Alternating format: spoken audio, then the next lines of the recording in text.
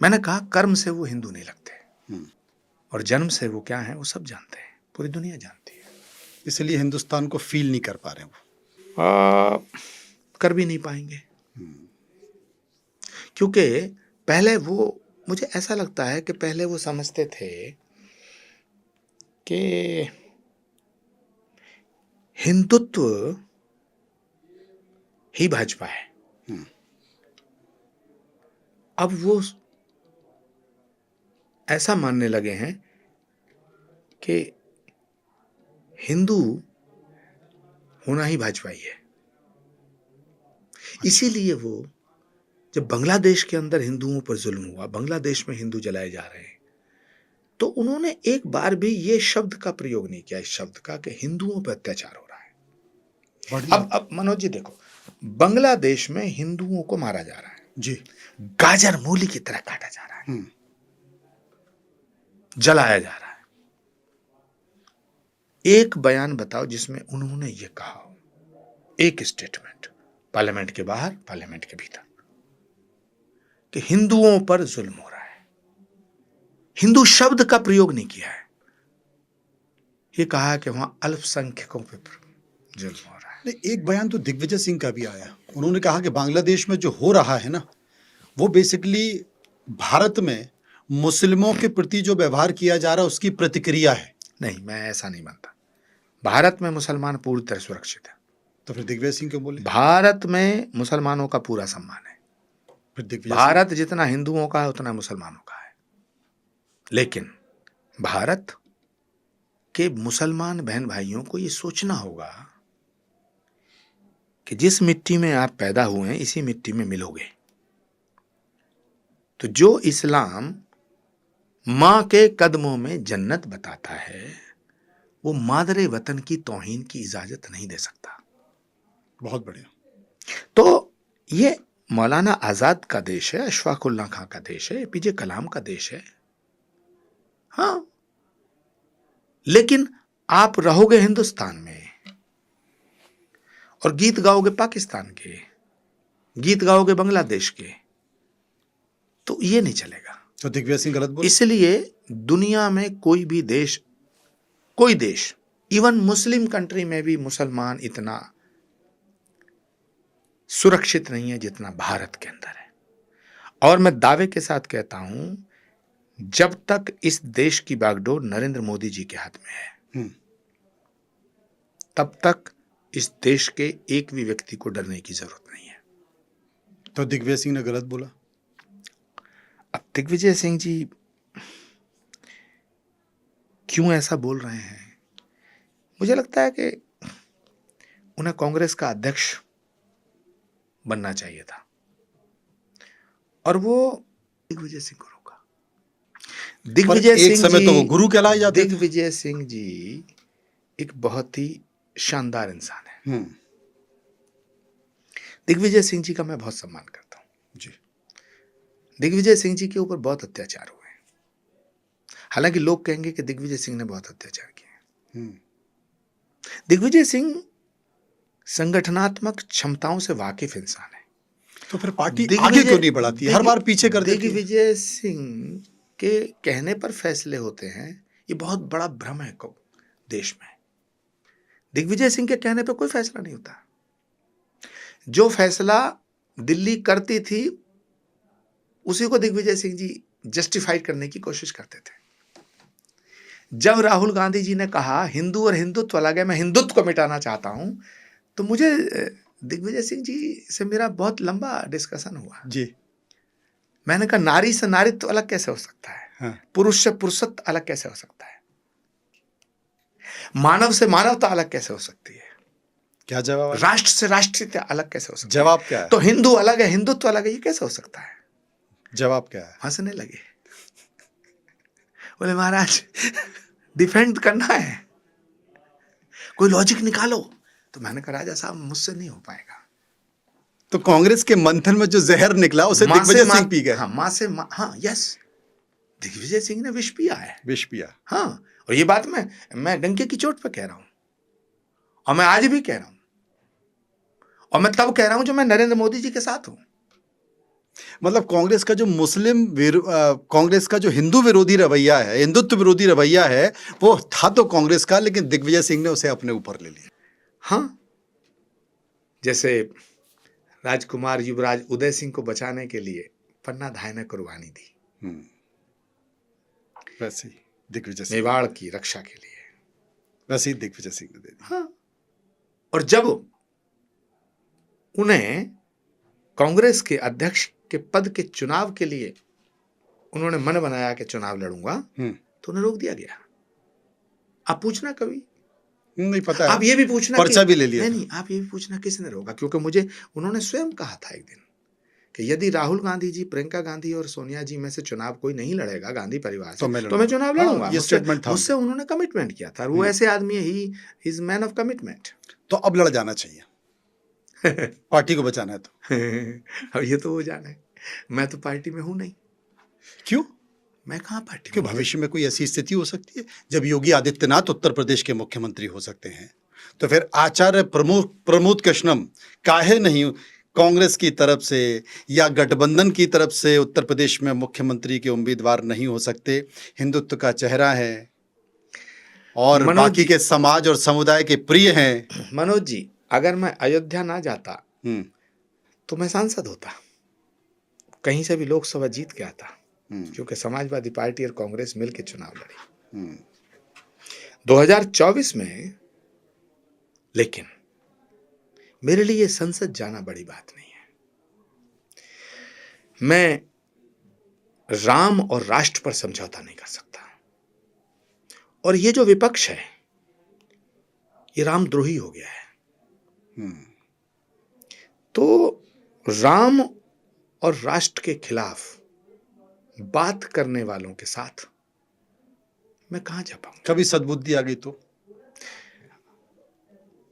कभी सद्बुद्धि कांग्रेस में आ गई, कभी सद्बुद्धि जिसके हाथ में कांग्रेस रही उसको आ गई तो बात आगे निकल चुकी है। फिर भी थोड़ी बहुत बची है। रावण को मंदोदरी ने भी समझाया था और विभीषण ने भी समझाया था। अभी लेकिन तीर नहीं लगा ना। विभीषण ने भी समझाया था और रावण की पत्नी मंदोदरी ने भी समझाया था। अंगद ने भी समझाया, फिर हनुमान जी ने समझाया। एक मौका तो ऐसा आया कि मेघनाथ ने समझाया।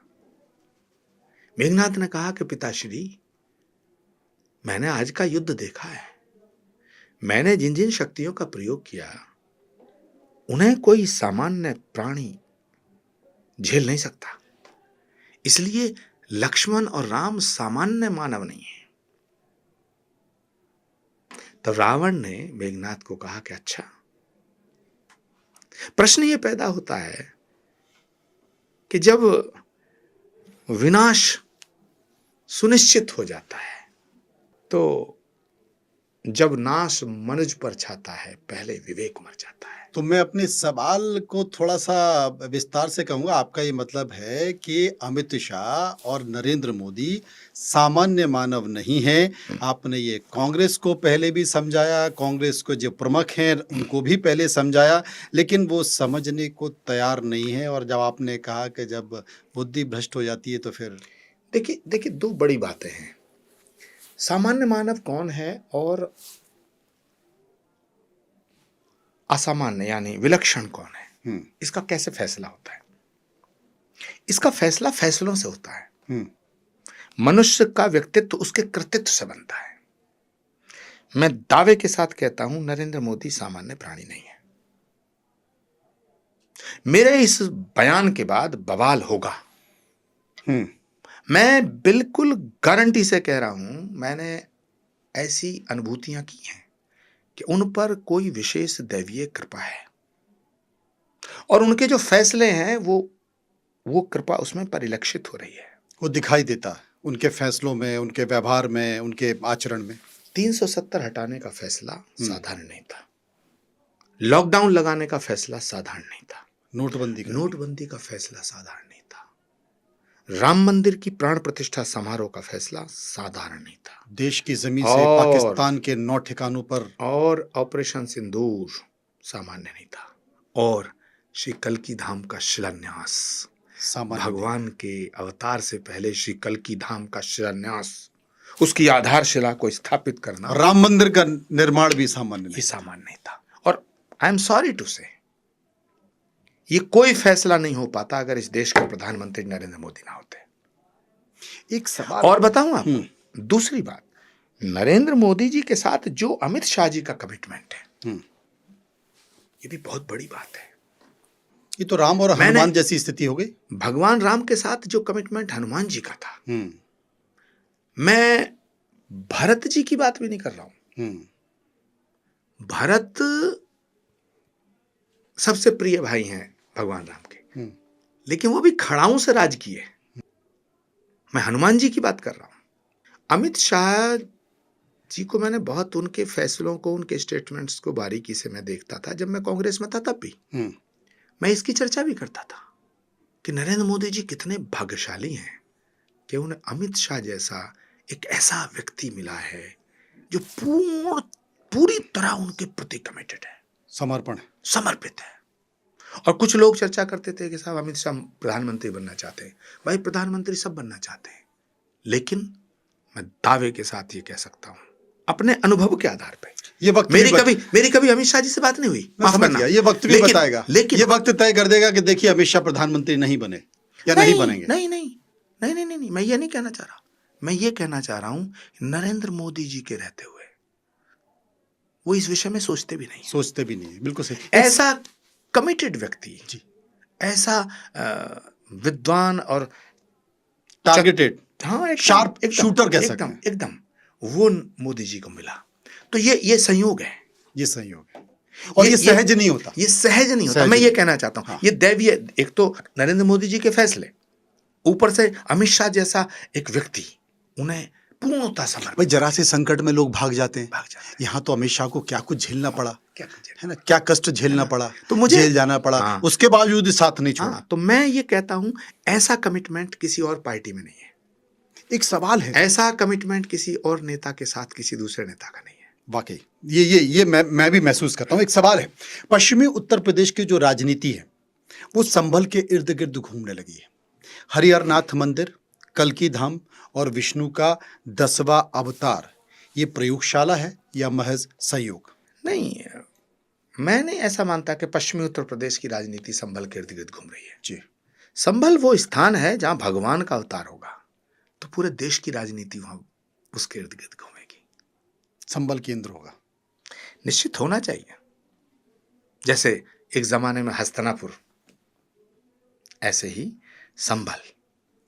इसलिए हमने आपको बुलाया और इसलिए हम आपको सुनना चाहते थे, समझना चाहते थे कि 10वां अवतार क्या कहता है, कल्की धाम क्या कहता है, संभल क्या कहता है, आपके मन के भाव जो अंदर है वो क्या कहते हैं, और इस बीच राजनीतिक पार्टियों की चर्चा भी। मनोज जी, सनातन का संबल है संभल।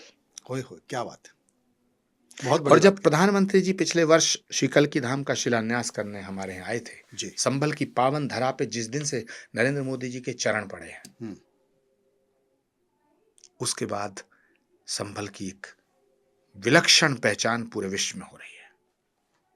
उससे पहले संभल को कौन जानता था?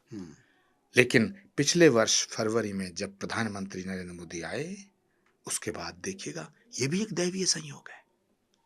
तो ये सारी चीजों को जोड़िए आप। और प्रधानमंत्री जब आए थे तो मैंने एक उद्घोष किया था, एक जयकारा लगाया कि अवधपुरी से कल्की धाम, अवधपुरी से कल्की धाम, जय श्री कल्की, जय श्री राम।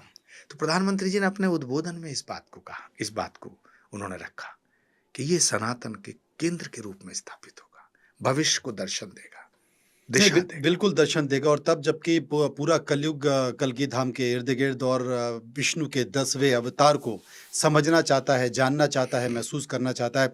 आचार्य जी, आप हमारे साथ आए, मन की चर्चा की, आपका बहुत बहुत धन्यवाद। बहुत आपका भी शुक्रिया, आभार, धन्यवाद। और मैं यही कहूँगा कि घर घर कल्की, हर हर कल्की।